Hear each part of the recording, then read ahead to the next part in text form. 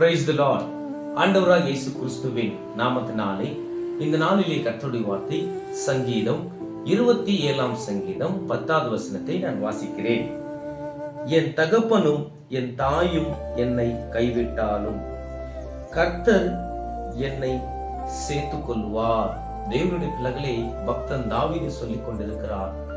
என் தகப்பனும் என் தாயும் கைவிட்டாலும் அவர் என்னை சேர்த்துக் கொள்வார். கர்த்தருடைய பிள்ளைகளே, தாவீதுடைய வாழ்க்கையிலே எவ்வளவு ஒரு நெருக்கடி பாருங்க. குடும்பத்துல அவனை தள்ளிவிட்டாலும், பெத்த அப்பா அம்மா அவனை கைவிட்டாலும் அவர் என்னை சேர்த்துக் கொள்வார் என்று விசுவாசத்தோடு வாழ்ந்த தேவனுக்கு பயந்த பாத்திரன் தாவீது.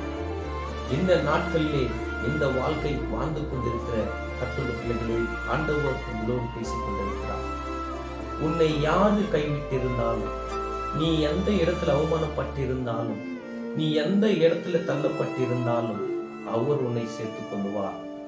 மனிதர்களால நீங்கள் வெறுக்கப்பட்டிருக்கலாம், ஆனா தேவனால நீங்கள் சேர்த்துக் கொள்ளப்படுவீர்கள். உனக்கு யாருமே இல்லை என்று கவலைப்படாதீங்க.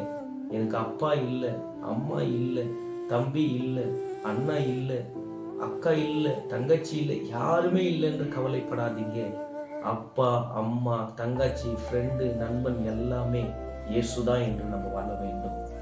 இந்த உலகத்துல எல்லாரும் நம்மளை விட்டு கைவிட்டு எல்லாரும் கைவிடுவாங்க. அவர் நம்மளோடு கூட இருப்பார். அவர் நம்மளுக்கு நல்ல ஒரு தகப்பன், அவர் நல்ல அம்மா, அவர் நல்ல ஒரு ஃப்ரெண்டு, அவர் நல்ல ஒரு எல்லாமே அவர் தாங்க நம்மளுக்கு என்று நம்ம வாழ்கிற பிள்ளைகளாக நம்ம இருக்க வேண்டும். பிரதர், இந்த உலகத்துல எனக்கு யாரும் இல்லைங்க பிரதர், அந்த வார்த்தை நம்மளோட வாயிலிருந்து வரவே கூடாது.